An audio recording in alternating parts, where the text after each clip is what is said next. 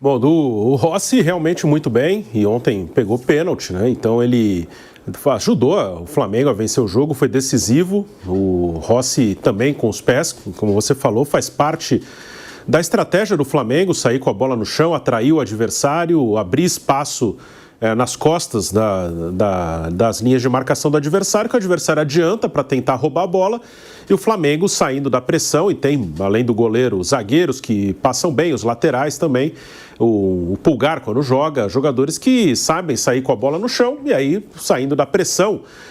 Ontem até eu vi uma análise do primeiro gol do Flamengo, né, que logo o Palmeiras já pressiona com 4 jogadores, no primeiro toque, acho que no toque do Danilo já 4 ficam para trás, né, e aí vai abrindo espaços. E o Rossi é fundamental para essa saída de bola. E no gol, né, como goleiro mesmo, agarrando, ele está muito bem. Então o Rossi muito bem. O Alexandre é um cara que eu acho que vale um destaque, porque é mais um caso que acontece muito, do jogador precisar jogar aqui para as pessoas verem como ele é bom. Que muitas vezes o cara é convocado para a seleção por bastante tempo, e como o cara jogou pouco aqui, o Alexandre jogou no Santos, mas ele foi reserva do Léo, até na campanha da Libertadores de 2011, o Léo era um jogador que tinha história no Santos, então o Alexandre era a reserva dele. Jogou no Atlético Paranaense também, né, Bruno? Antes do Santos ele jogou no Atlético Paranaense. Então as pessoas, assim, conheciam ele pouco. Quando ele vinha para a seleção, ficava, aqui no Brasil tem um monte melhor. E não tinha. Como aconteceu com o próprio treinador hoje do Flamengo, Felipe Luiz, quando ele era jogador. Também acontecia isso com ele. Ele jogou um pouquinho no Figueirense e foi embora.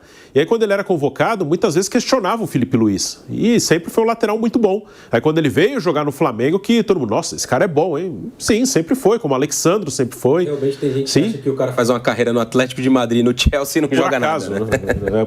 Por sorte. Como o próprio Hulk, que até nem fez uma carreira em times tão grandes, né, lá fora, mas sempre era questionado e vem pra cá e arrebenta com quase 40 anos.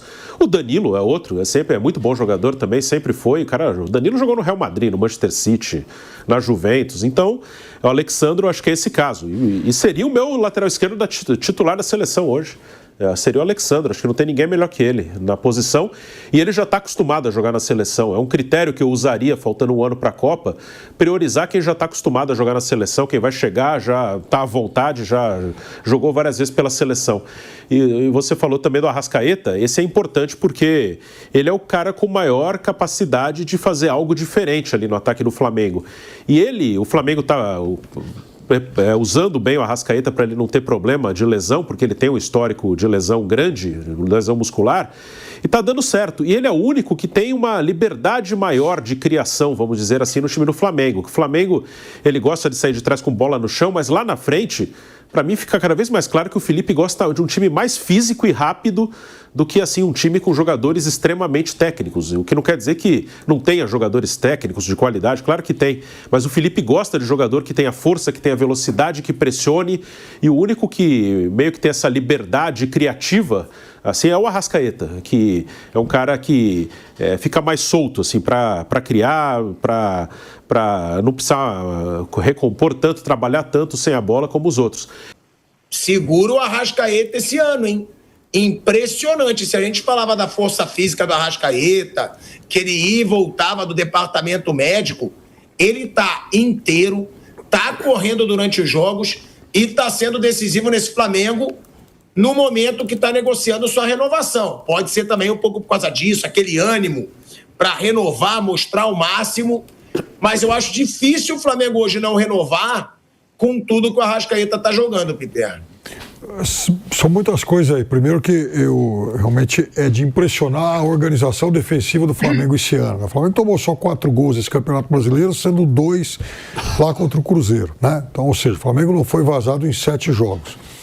Não me surpreenderia se o Ancelotti convocasse quase a defesa inteira do Flamengo e colocasse os caras no time titular dele. O Wesley, o Léo Ortiz e o Alexandre. E complementar talvez com o Marquinhos. Eu acho que eu vejo uma boa possibilidade de que isso ocorra.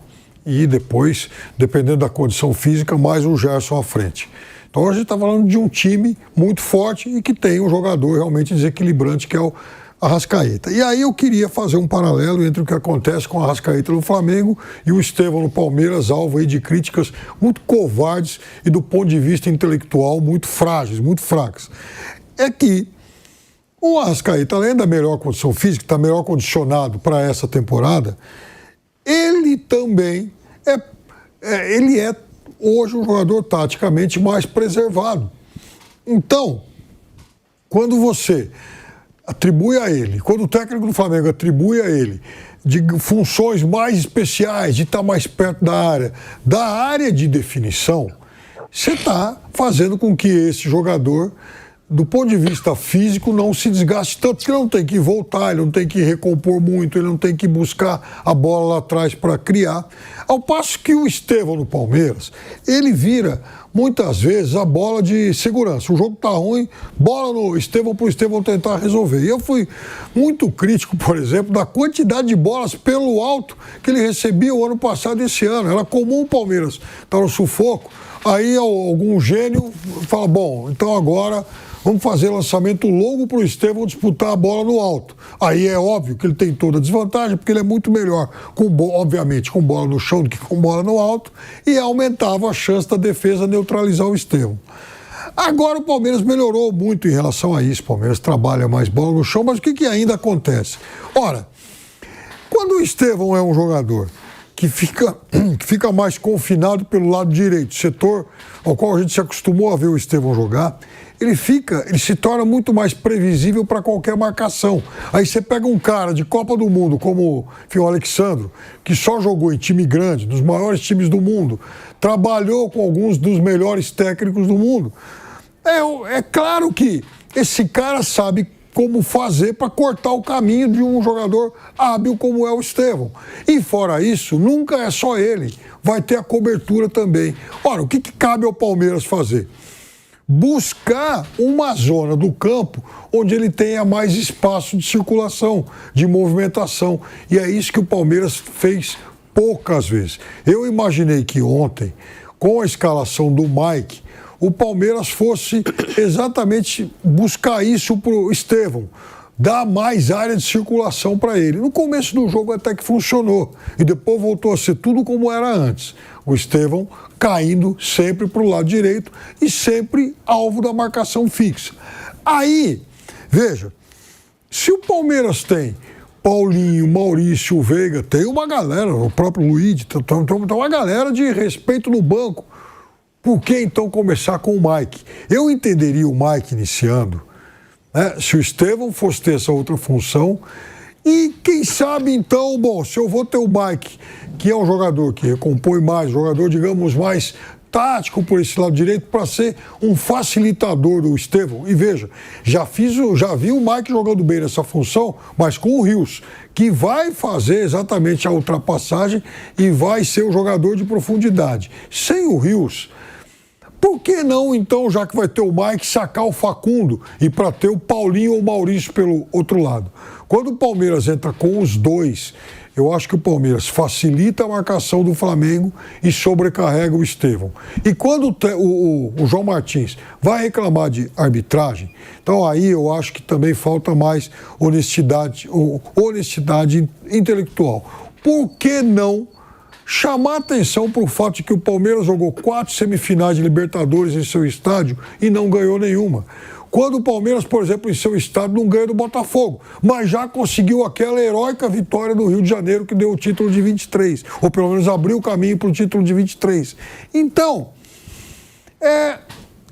em 22, por exemplo, o Palmeiras só foi perder a invencibilidade fora na última rodada, quando já era campeão, mas tinha perdido 2 jogos em casa. Então, por que não questionar a comissão técnica do Palmeiras por fato de que tem sido muito mais difícil decidir em casa do que decidir fora? E será que isso também não faz com que tenha que se abrir a discussão de uma possível dificuldade que até o próprio jogador do Palmeiras esteja sentindo nesse gramado do Allianz? O Estevão, nesse período que ele jogou no Palmeiras, príncipe profissional, ele jogou muita bola. Eu acho que tem algumas coisas aí. O Palmeiras, ele passou por uma mudança de elenco. Hoje o Palmeiras tem um elenco muito forte. O Palmeiras, ele, no segundo semestre do ano passado, acho que já em 2023, só que em 2023 o time acabou campeão. Aí adiou um pouco uma mudança de elenco que talvez já tivesse que ter sido feita lá atrás, em 23, mas é difícil você mexer num elenco que acabou de ser campeão brasileiro.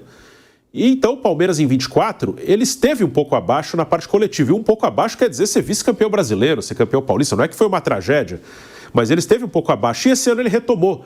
E nesse período, o Estevão meio que era o cara que levava as coisas sozinho ali, carregava o time nas costas algumas vezes. E agora tem um conjunto melhor. Agora o Palmeiras volta a ter um conjunto melhor do que tinha ano passado. Então, assim, acho que ele foi um pouco vítima de uma transição de elenco. Acho que ele foi um pouco vítima disso e muitas vezes ele individualmente teve que decidir algumas coisas, não só ele.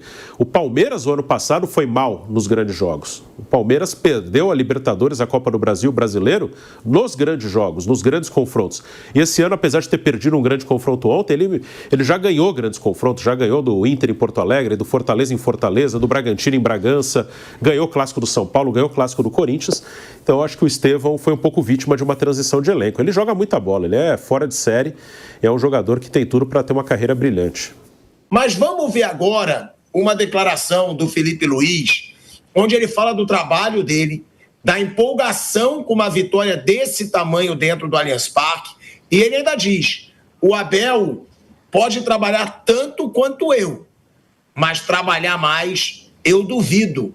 Vamos ouvir aí o Felipe Luiz depois do jogo de ontem. Vitória contra um time desse nível dentro do estádio deles, nesse campo sintético que é muito complicado de jogar.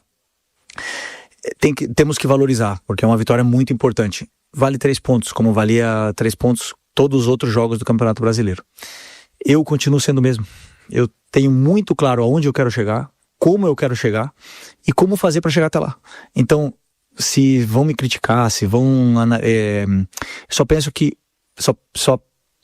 que sigam vendo o que está sendo feito. Está sendo como o teu time está jogando, como está propondo, como está chegando até o gol adversário, como está marcando. Dito isso, o resultado não controlo. Não controlo, não vou controlar nunca. O time vai oscilar, vai perder, vai empatar, vai ganhar.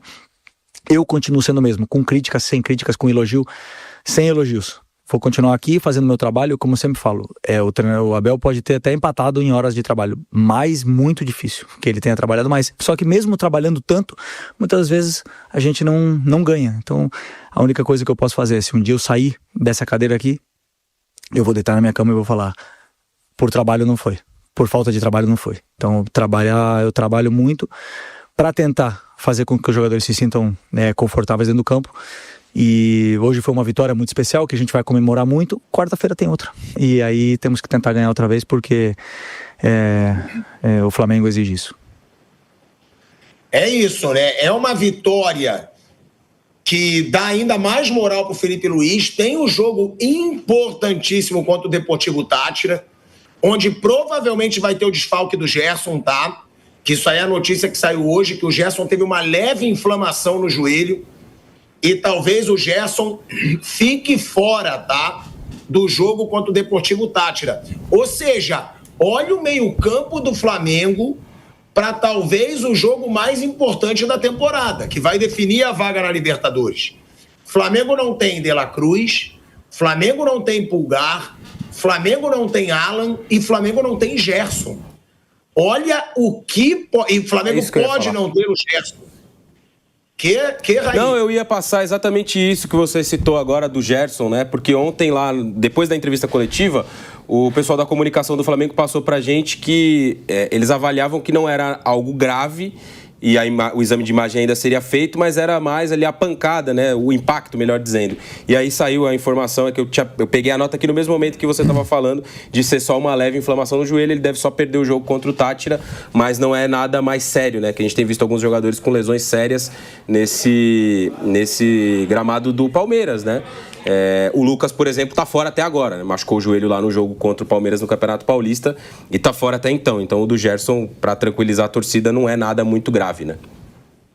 Né? E a sorte do Flamengo também é que são tantos desfalques assim contra o Táchira, né? Que é a baba do grupo, já tá eliminado da Libertadores, mas mesmo assim dá um pouquinho mais de dramaticidade aí para Libertadores do Flamengo.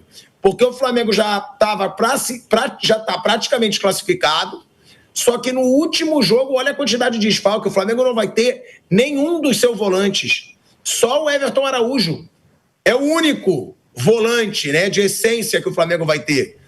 A não ser que volte alguém, que eu duvido. De La Cruz vai estar fora. Alan e Pulgar, eu acho que provavelmente fora. E agora o Gerson provavelmente fora.